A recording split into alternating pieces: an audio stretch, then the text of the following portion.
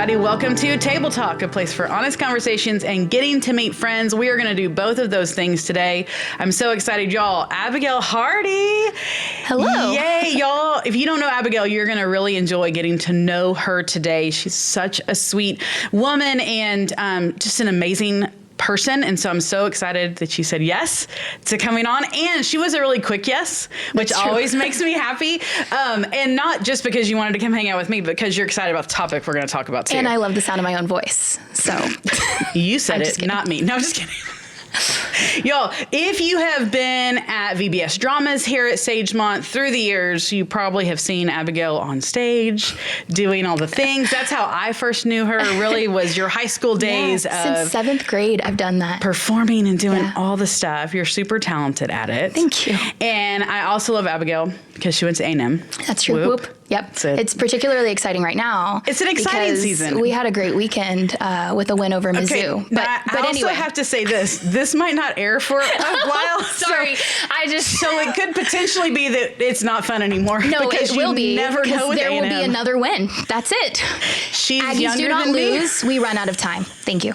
Just want that on the record. Okay, I've been through the years when we never won. So I'm like, it's so fun. Listen, the Mizzou game was so fun. Yes. And I hope they keep doing that. Mm-hmm. But the particular weekend that Mizzou lost to A&M was a wild football weekend in general. Yeah. And so who knows what has happened now that whenever you're listening to this. But we do love the Aggies. Yes. They're awesome. And A&M and all the things. And so that's super fun that I love that about you. But also you're a teacher. Yeah. And a junior high teacher. Yeah. Which I was a junior high teacher. And most people, when you say I teach junior high, they go, oh my gosh, why in the world? Always. I loved them. They were like my favorite age to teach. They were so great. Now I taught math. You teach history. So a little different. But that's really why I invited Abigail to come today, because I started thinking just about all the things happening in our world right now. And so often people say, well, everybody's just taking Jesus out of all the things. There's no Jesus in education. There's no Jesus in politics. There's no Jesus in business. And I remember as a kid, my mom was a teacher. And even back then, people would say there's no Jesus in education. And every time she would say, oh, he comes with me every day. He comes to the school with me every day. And so I just started thinking about that. So I'm going to talk to a few different people over the next little bit in Table Talk about that. And Abigail, you came to mind because I know how much you love the Lord. And I know how passionate you are about education, not just in your classroom, but like in general, like the education system and what's happening and all the things. Yeah. And so when I texted you and said, hey, this is what I want to talk about, you said, oh, I love this topic. Oh, yeah. Which I think is fun. So first, just real quick, introduce yourself a little bit. Sagemont Story family, because you have lots of family here at Sagemont.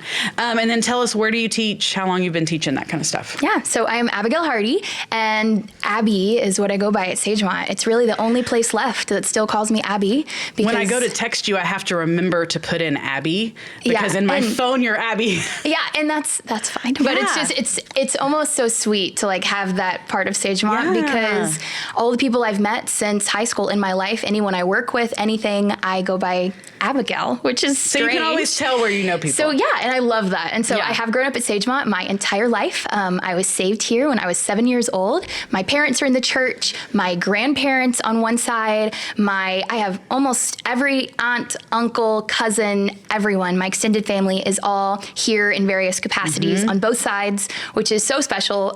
Just coming out of the lobby after service is so good to get to hug everybody and catch up real quick, because everyone's here. And this has always been that for me. My closest friends have always come from Sagemont. I was very involved in the youth ministry when I was here before college, and those were my people then. And then going away to A&M, never thought I would be back at all. Not Sagemont specifically, but back in the Houston area. I thought I would go far away. I thought I would end up in DC specifically, which I'll hit on that in a little bit. But I never thought I would be back. And the Lord called me back because really teaching. And so now I'm here, and I have been back for 5 years since A&M. I'm in my 5th year of teaching. And like she mentioned, I teach 8th grade social studies. So that's American history at a public school in Pasadena. There you go. And so my school is Title I, which is important just to kind of provide the context for the teaching that I do. Explain what that means. Yeah, that basically means the demographic of my students live in a low socioeconomic status area. And so most of my students are considered at risk, which you've probably heard that term a lot, but at risk means at risk of not graduating high school unless certain resources and things are put into place. And so I feel really honored and lucky to get to be one of those things, to try and guarantee a quality education for every kiddo that lives in our community. But yeah, that's kind of so much. That's me. Yeah, I think it's really cool because you really didn't plan on teaching. No. That wasn't the thing you went in to do. But I love, and I've seen this throughout your life, you are a quick yes to the Lord. And sometimes teachers, when people feel called to education, that's a hard yes. Yeah. It's a great yes, but it's also a hard, especially if it's not like what I grew up and I always wanted to do. And this is, you know, to have to go, this is where I know I'm supposed to be. Yeah. And you said yes to that, and in a difficult place. Yeah. And I think that teaching was probably one of the slowest yeses of my life. Like, it's funny you mentioned that because like you said it. Yeah. I'm an impulse person. Like, you know, when I have a feeling or something, for better or for worse, I jump on it pretty fast. Yeah. But teaching was the big thing that I did not. I kept it to myself for a really long time, didn't talk about it. And kind of like you mentioned, it's because I was the girl who my whole life, like, I knew what I was going to do. I wanted to, you know, change the world. And I was always been a very like passionate, opinionated person. And so all those things in my head lined up to, I need to go to law school. Like, that's what I need to do. Yeah. And so I did the pre-law track at A&M with political science and knew that was my plan. Always, no doubt at all. And then it was my junior year that I had been volunteering with some different organizations and after school programs, specifically in Bryan, which is right next to College Station, and also has Title I schools and is another kind of poverty area. And that's when I really started to kind of feel the tickle on my heart of like, hey, you like this, you know, you could do this forever. But in my head, I had told myself that service is completely separate from career. Like, I had told myself that, you know, ministry is something you like do on the weekends and on weeknights. And like you mentioned, like, I've served in VBS and I've now gotten to serve with Beside, and I served in children's ministry when I was in high school and these different things. And I'm really lucky to have had those examples put in place. But I think I had somehow believed this lie that, you know, the oversaturation of service needed to be separate from what I'm doing with my life. Right. And the Lord really started to work in my heart through my junior year at college to tell me like, hey, you can do both at the same time. And that's not always the case. Not every person is called to do, you know, yes, every person can serve within their career. Absolutely. But for me, it looked like an intersection of those two things. And that was really hard for me to understand and believe. And so it was a slow yes, for sure. But now you're glad you said it. Oh, yeah, absolutely. Which is really good. I think the biggest thing I've learned through saying yes to teaching is, and we hear this all the time, but I had never thought about it, what it meant for my own life. This idea that the Lord can use anyone for anything, you know, kind of he doesn't call the equipped, he equips the called. And again, with the personality that I had growing up, that did not align with how I saw teachers. I saw teachers as very sweet and maternal and patient and gentle. And none of those things were things that came naturally to me at all. And most of my friends who were education majors, you know, they had the color-coded everything and their handwriting was perfect, and they wanted to be a teacher since they were 6, and they were it for Halloween every year. And I loved that for them, but that was so far from me and everything I wanted and saw for my life. And so the Lord really had to soften my heart a lot on that and show me like, hey, if you couldn't do this, I wouldn't call you to do it, number one, but also just how prideful and selfish I was being in thinking that the personality the Lord created and gave to me could not be used for the thing the Lord wants to do with my life. And that was a hard lesson, but now I've seen how my my unique personality is uniquely used by the Lord with the students that I specifically have in my room every year. The content, I get to teach everything. Right. I couldn't do my job with a different personality. And so I'm really thankful for that lesson, even though it was tough. That's a great lesson for all of us to think back on and go, what are the things that we're limiting God on? Yeah. Because we don't think we can, or why, all those things. So I love that. He really, if he wants you to do something, he's going to figure out how you should do it. Exactly.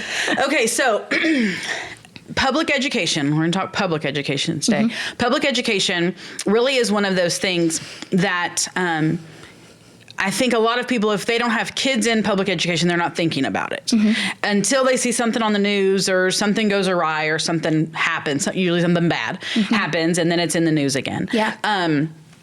Or you're in education yourself, you're a teacher or someone in your family's in and out of the school.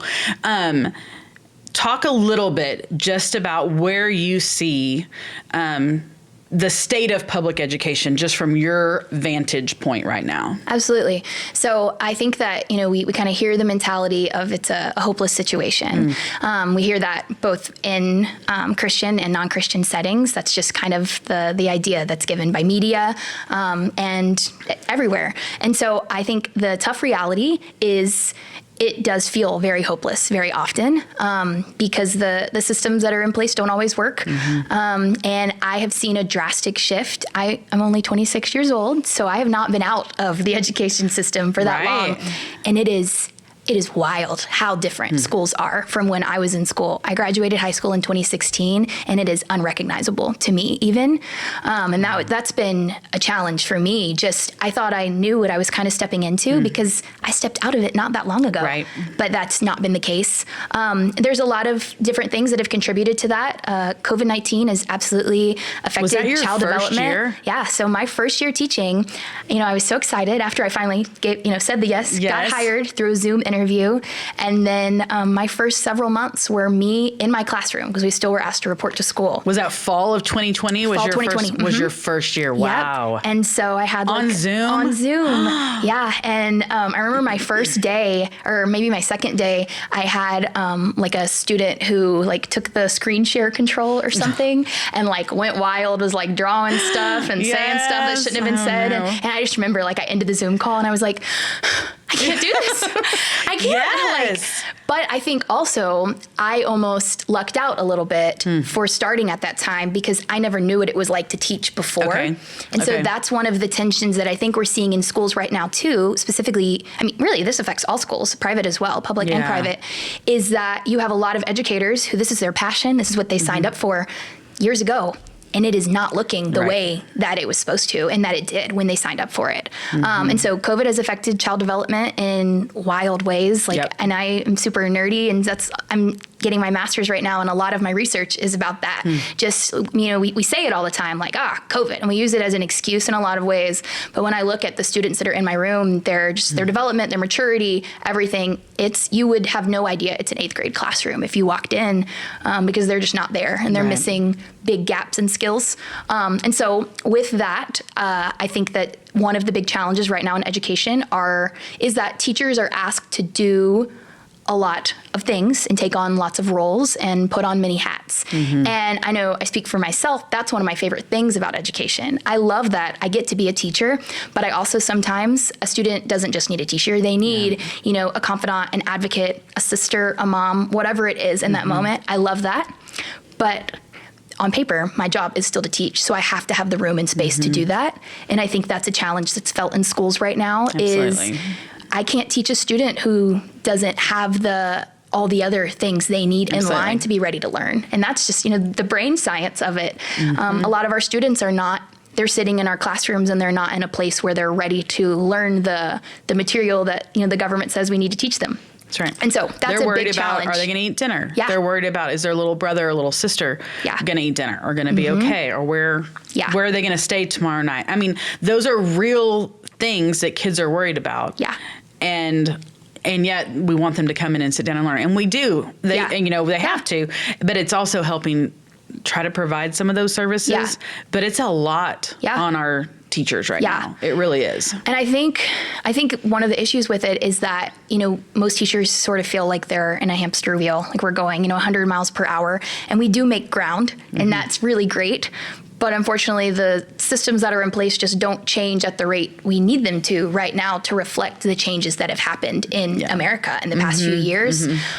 Mental health, I mean, we talk about it from adult standpoint as well all the time. But I mean, the conversations that I have one-on-one in my classroom, some of them are, it's wild. Like I have to remind myself to stay calm and be the adult in the situation because these kids are going through stuff. Absolutely. And just the availability of social media, everything. And again, as a young person, like I'm Gen Z, which is the exact same generation as my students, which makes them just as uncomfortable as it makes me to admit.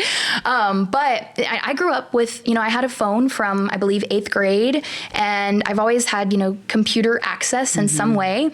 But our students now have had that since they're even younger, and a lot of them without any kind of restrictions and limits. And so I think what it does is it creates this mentality of instant gratification.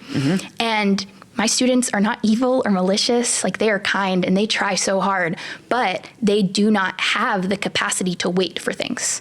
And so that affects work ethic because if someone is used to getting an answer from Google like that, or, looking something up, they've never had to go through this process of waiting. And so in a classroom, that plays out in a really amplified way. And when I'm asking them to do a task and it's not something they can immediately do, that struggle, and it leads to other problems as well. And so I think older generations, this is a big criticism of my students, is that, they're lazy and they don't have much work ethic and they give up really easily. And those things are true, but it's just because of everything else. It's not the conscious choice. Right. It's what they know. Yeah, absolutely. It's what they know. And so I think those are some of the big things that are hard and make it, feel have that hopeless feel to it.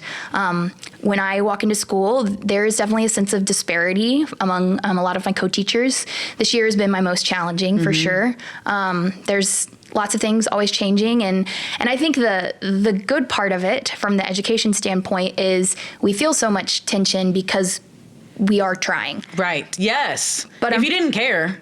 Exactly. It wouldn't be a big deal. Yeah. 100%. But unfortunately, time and energy and all those things are not limitless, And so we all kind of hit our walls at different points. And we're in October now, which is known in education as Darktober, because it's when students are starting to feel really comfortable. So behavior issues might start popping up, and all those things. For school has worn off. Yeah, they're not shy anymore. They're confident. Yeah. And so I would say, like there's definitely this feeling of kind of darkness within school, even in the passing periods when I step out to monitor halls, the looks that I get from other teachers and the quick comments of like, can you believe what just happened? And I fall to that too. Like, absolutely. Like just sometimes you look at each other and you're like, what is going on? Yeah, for sure. Because there are crazy things happening in our rooms all the time and we can only be so trained and so equipped to handle them. So talk a little bit about just how does your relationship with Jesus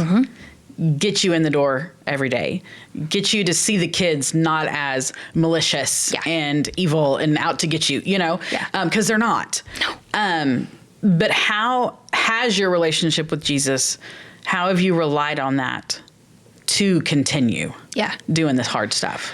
So I think the energy piece is a huge one. Honestly, I'm so respectful of teachers who don't have faith because I don't know where they find it, the will every day.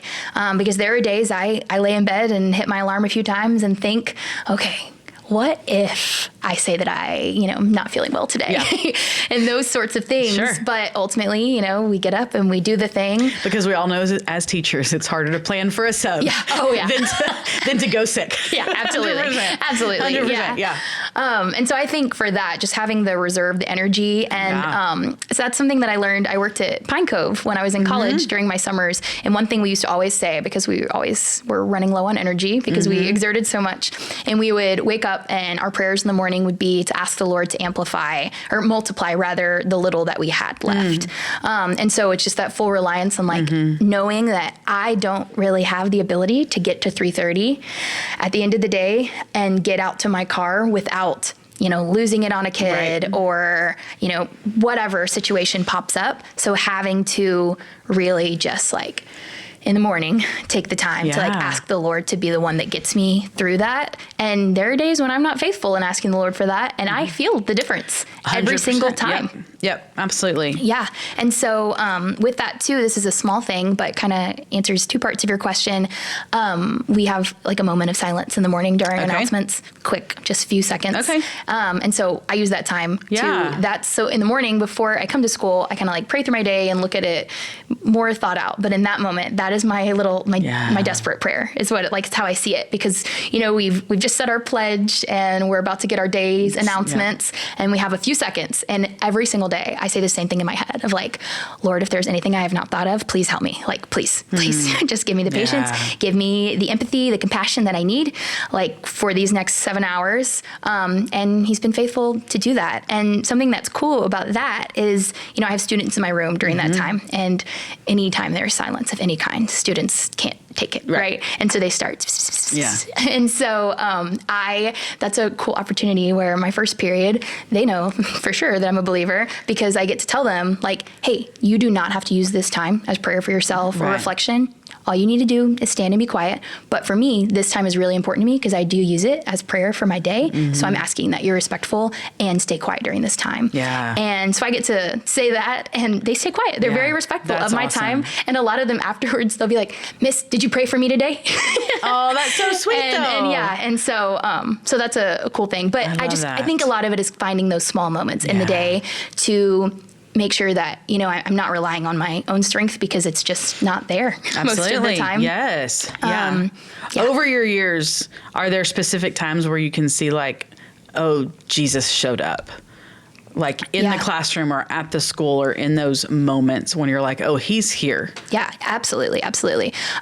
So I think that kind of going back to what I said about teachers wearing multiple hats, again, that's one of my favorite parts, but teaching such a small percentage of what I do is standing at the front of the room and actually organizing activities about American history.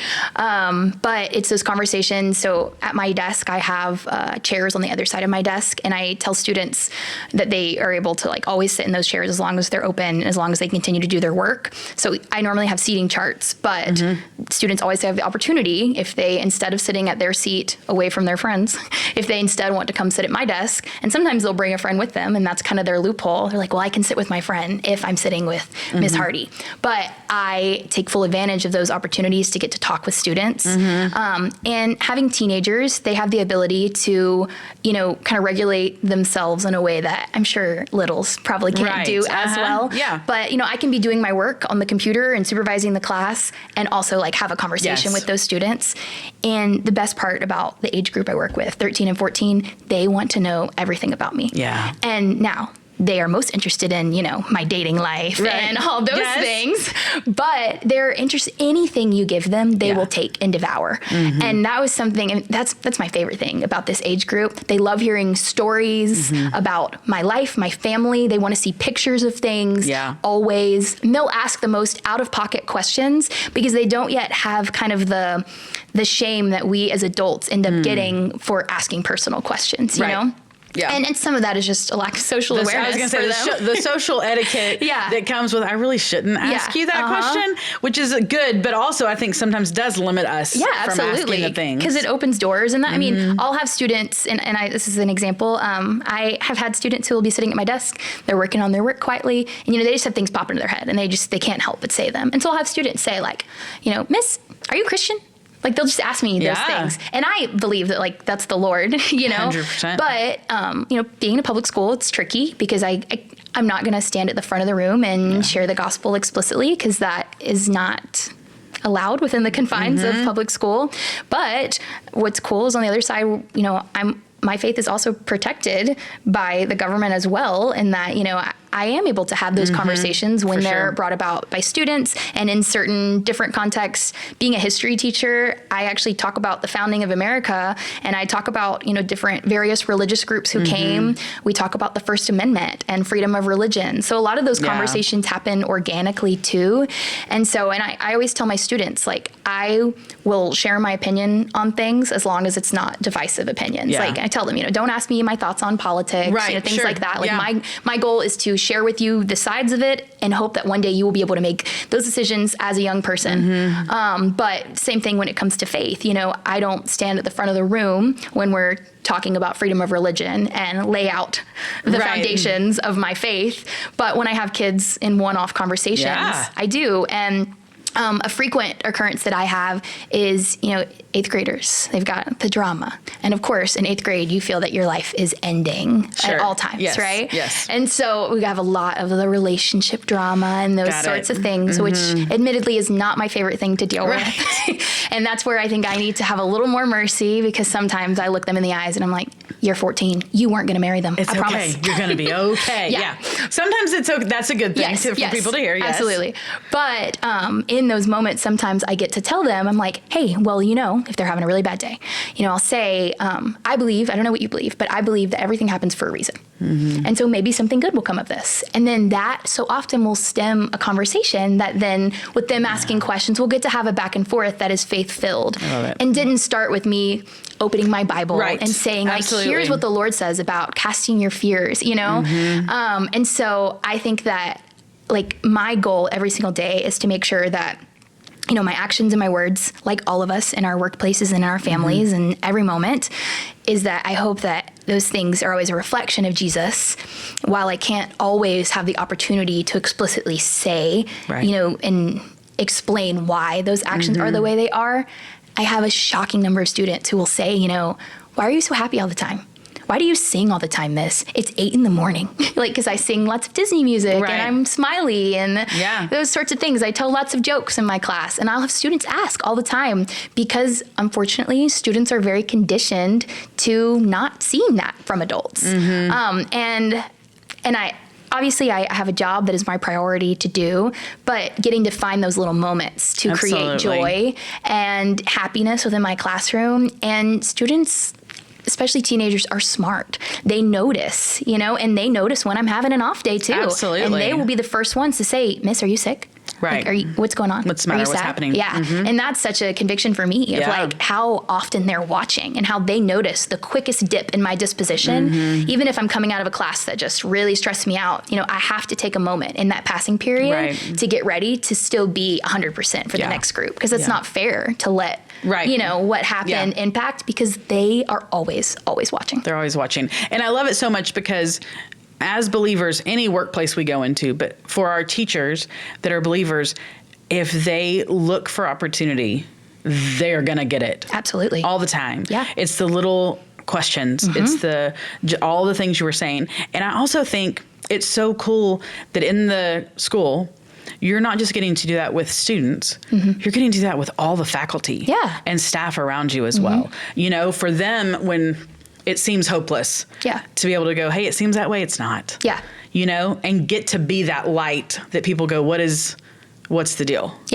And having those opportunities to even share Jesus with the adults around you. Yeah, absolutely. And that's, most of the people that I work with do not have the same faith as I do, but I've had so many really good conversations over lunches and conference periods or whatever it is, where, we have the exact same frustrations. We're dealing with the exact same, challenges in our classroom, and we both feel kind of hopeless at the end of the day, but getting to try and encourage. And I don't always succeed in this, because sometimes I need to be encouraged. Absolutely. Right. And the Lord has used non-believers and so many people in my life to encourage me in ways that, I don't see coming. It's constantly, like, I'm just constantly amazed at all the things that he can do and use.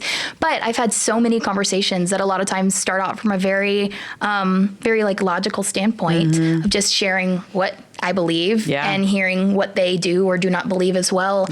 But at the end of the day, there's such comfort, and they feel the same way, I hope, in that, we're there to show up and do the same thing, which is love on kids. And again, I don't know how people can do it without having the strength of the Lord. I don't.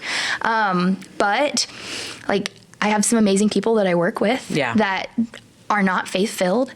And so getting to have those conversations and find opportunities for that, because at the end of the day, we're all crawling our way out to the parking lot, getting in our cars and having to show back up the next day.